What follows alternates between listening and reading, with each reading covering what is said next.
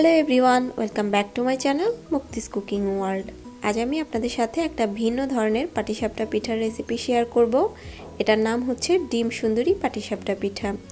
Regular পাটিসাপটা পিঠা থেকে এটা দেখতে যেমন আলাদা, এটা খেতেও আলাদা। তবে এই পিঠাটা অনেকটা পাটিসাপটা পিঠার মতো করে তৈরি করা হয় বলে এটার নাম ডিম সুন্দরী পাটিসাপটা পিঠা। ট্রেডিশনাল পাটিসাপটা পিঠার রেসিপি তো আমার চ্যানেলে আছেই, সেটার লিঙ্ক আমি ডেসক্রিপশন বক্সে দিয়ে দিব, আপনারা চাইলে দেখে নিতে পারেন। তো আশা করছি আপনাদের কাছে ভিডিওটা ভালো লাগবে। ভালো লাগলে আমার চ্যানেলটি সাবস্ক্রাইব করবেন এবং পাশে থাকা বেল আইকনে একটা ক্লিক করবেন, এতে করে ভিডিও দিলে আপনারা সাথে সাথে নোটিফিকেশনটা পেয়ে যাবেন। পিঠা তৈরি করার জন্য প্রথমে আমি ব্যাটারটা রেডি করে নিব। এর জন্য আমি নিয়ে নিচ্ছি এখানে একটা রুম টেম্পারেচারে থাকা ডিম। এখন এর মধ্যে আমি দিয়ে দিচ্ছি 1/3 কাপ পরিমাণ চিনি। আর আপনারা মিষ্টি যে যতটুকু খাবেন সেই অনুযায়ী চিনিটা বাড়িয়ে কিংবা কমিয়েও নিতে পারবেন। একটা হ্যান্ড উইক্সের সাহায্যে এখন আমি চিনি এবং ডিমটাকে খুব ভালোভাবে মিশিয়ে নিব। চিনিটা যতক্ষণ পর্যন্ত গলে না যাবে ততক্ষণ আমি এভাবেই এটাকে মিশিয়ে নিব। চিনি এবং ডিম খুব ভালোভাবে মিশে গিয়েছে। এখন এর মধ্যে আমি দিয়ে দিচ্ছি 2 টেবিল চামচ পরিমাণ রান্নার রেগুলার তেল।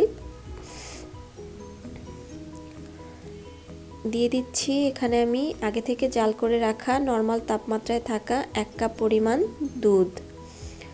সবকিছু খুব ভালোভাবে একটু মিশিয়ে নিচ্ছি। সবকিছু ভালোভাবে মিশিয়ে নেওয়ার পরে এখন এর মধ্যে আমি দিয়ে দিচ্ছি 1 কাপ পরিমাণ ময়দা। এই পিঠাটা তৈরি করার একটা মেন সুবিধা হচ্ছে পিঠাটায় কোনো চালের গুঁড়ি লাগে না। ময়দা দিয়ে এই পিঠাটা খুব ইজিলি তৈরি করে নেওয়া যায় আর খুবই অল্প সময়ে ঝামেলাহীনভাবে পিঠাটা তৈরি করা যায়। আমি এর মধ্যে আবারও একটু দুধ দিয়ে দিলাম। আমার মোট 1 কাপ এবং 1/4 কাপ পরিমাণ দুধ লেগেছে। আপনাদের কম কিংবা বেশিও লাগতে পারে। সবচেয়ে ভালো হয় দুধটা একবারে না দিয়ে কয়েকবারে মিশিয়ে ব্যাটারটা তৈরি করে নিলে। তো এটা হচ্ছে আমার ব্যাটারের কনসিস্টেন্সি। রেগুলার পাটিসাপটা পিঠারের ব্যাটারের মতোই এই ব্যাটারটা হবে। এখন একটা প্লাস্টিক র্যাপার দিয়ে ব্যাটারটাকে আমি র্যাপ করে একটা সাইডে আধা ঘন্টার জন্য রেখে দিব। আপনারা একটা ঢাকনা দিয়ে ঢেকেও এই ব্যাটারটাকে আধা ঘন্টার জন্য রেখে দিতে পারেন। তো এরই মাঝে আধা ঘন্টা হয়ে গিয়েছে। এখন আমি প্লাস্টিক র্যাপারটা খুলে নিচ্ছি। প্লাস্টিক র্যাপারটা খুলে নেওয়ার পরে এই ব্যাটারটাকে আমি এখন একটু মিশিয়ে নিচ্ছি। ব্যাটারটাকে একটু মিশিয়ে নেওয়ার পরে এখন এর মধ্যে আমি দিয়ে দিচ্ছি 1 চা চামচ পরিমাণ লেবুর রস। এই লেবুর রসটা দিলে এই ব্যাটারের মধ্যে যে আমরা ডিমটা ব্যবহার করেছি ডিমের আর এক্সট্রা কোনো স্মেল থাকবে না। তো চেষ্টা করবেন অবশ্যই লেবুর রসটা ব্যবহার করার জন্য, এতে করে পিঠার মধ্যে ডিমের আর কোনো এক্সট্রা স্মেলটা থাকবে না। এখন এই ব্যাটারটা থেকে আমি অর্ধেক পরিমাণ ব্যাটার আলাদা করে নিচ্ছি। আলাদা করে এটাকে আমি এক সাইডে রেখে দিচ্ছি এবং বাকি অর্ধেকটার মধ্যে আমি এখন দিয়ে দিচ্ছি সামান্য একটু জর্দার রং। আমি এখানে 1/4 চা চামচের মতো ব্যবহার করছি। আপনারা এখানে অন্য যে কোনো ধরনের ফুড কালারও ইউজ করতে পারেন, রেড, গ্রিন এ ধরনের কালারও ব্যবহার করতে পারেন। তো এটাকে আমার মিশিয়ে নেওয়া হয়ে গিয়েছে। আমার পিঠার ব্যাটার দুটোই রেডি হয়ে গিয়েছে। এখন এটাকে আমি একটু একটা সাইডে রেখে দিচ্ছি। অন্য একটা বাটিতে আমি একটা নরমাল তাপমাত্রার ডিম নিয়ে নিয়েছি। এখন এর মধ্যে দিয়ে দিচ্ছি 1 টেবিল চামচ পরিমাণ চিনি আর দিয়ে দিচ্ছি 1 চা চামচ পরিমাণ লেবুর রস। আর এখানেও আমি লেবুর রসটা ব্যবহার করছি যাতে করে ডিমের এক্সট্রা স্মেলটা না থাকে সেজন্য। তো এটাকেও মিশিয়ে নেওয়া হয়ে গিয়েছে। চুলায় আমি একটা ফ্রাই প্যান বসিয়ে দিয়েছি আর এর মধ্যে আমি সামান্য একটু তেল দিয়ে দিলাম। তেলটা একটু গরম হওয়ার পরে তেলটাকে আমি ফ্রাই প্যানের মধ্যে একটু ছড়িয়ে দিচ্ছি। তেলটা গরম হওয়ার পরে এর মধ্যে আমি যে ডিম, চিনি এবং লেবুর রসটা মিশিয়ে রেখেছিলাম সেটা দিয়ে দিলাম। দিয়ে ডিমটাকে একটু এভাবে ছড়িয়ে দিচ্ছি। ডিমটা যখন উপর দিকটা এরকম একটু শক্ত হয়ে আসবে ওই পর্যায়ে এই ডিমটাকে আমি একটু উল্টে দিব। যেহেতু এটা চিনি ব্যবহার করেছে তাই এই ডিমটা একটু নরম থাকে, তো 2 চামচের সাহায্যে আমি এটাকে উল্টে নিচ্ছি এবং এই পাশটাও যখন হয়ে যাবে তখন এই ডিমটাকে আমি তুলে নিচ্ছি। ডিমটাকে তুলে আমি একটা প্লেটে নিয়ে নিয়েছি। এখন গরম অবস্থাতেই এই ডিমটাকে হাত দিয়ে এভাবে একটু চ্যাপ্টা করে পাটিসাপটা পিঠার মতো করে মুড়িয়ে নিতে হবে। আর এই কাজটা কিন্তু গরম অবস্থায় করতে হবে, না হলে কিন্তু আবার এটা সেট হয়ে যাবে। এখন এটাকে একটা সাইড করে রেখে দিচ্ছি। এখন ওই একই ফ্রাই প্যানে আমি সামান্য একটু তেল ব্রাশ করে নিচ্ছি।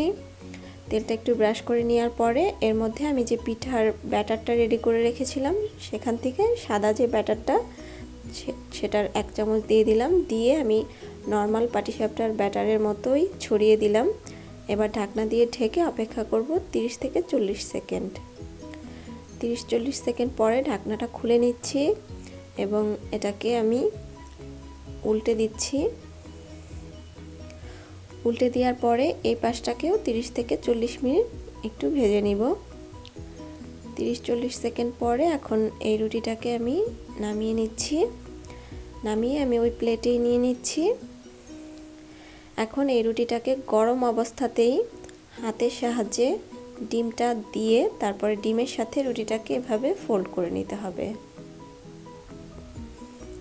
এখন ওই ফ্রাই প্যানে আমি আবারও একটু তেল ব্রাশ করে দিচ্ছি এবং আমি যে কালার মিশিয়েছিলাম যে ব্যাটারটার মধ্যে সেই ব্যাটারটা দিয়ে একইভাবে আমি পাটিসাপটা পিঠার মতো এভাবে ছড়িয়ে দিচ্ছি এবং ঢাকনা দিয়ে ঢেকে অপেক্ষা করছি 30 সেকেন্ড।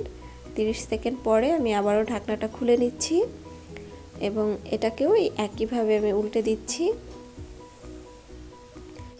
এই সাইডটাতেও কিছুক্ষণ ভেজে নেওয়ার পরে এখন আমি এই রুটিটাকে চুলা থেকে নামিয়ে নিচ্ছি। চুলা থেকে নামিয়ে নেওয়ার পরে গরম অবস্থাতেই একটা রুটির উপরে আরেকটা রুটির কিছুটা অংশ রেখে এইভাবে হাতের সাহায্যে মুড়িয়ে মুড়িয়ে এই পিঠাটাকে এভাবে তৈরি করে নিতে হবে। এভাবে একটা নর্মাল ব্যাটারের রুটি একটা কালারফুল ব্যাটারের রুটি এভাবে দিয়ে দিয়ে পিঠাটা তৈরি করতে হবে। আমি আবার একটা নর্মাল রুটি নিয়ে এসেছি। এখন এটাকেও আমি একইভাবে কিছুটা অংশের উপরে এভাবে রেখে তারপরে হাতের সাহায্যে এরকম করে মুড়িয়ে নিব। আজকে আমি এই পিঠাটায় 3টা নর্মাল কালারের রুটি এবং 3টা কালারফুল কালারের রুটি দিয়ে এই পিঠাটা তৈরি করে নিয়েছি। তো আমার পুরো পিঠাটা তৈরি করা হয়ে গিয়েছে। এখন আমি একটা নাইফের সাহায্যে এটাকে ছোট ছোট টুকরো করে কেটে নিব।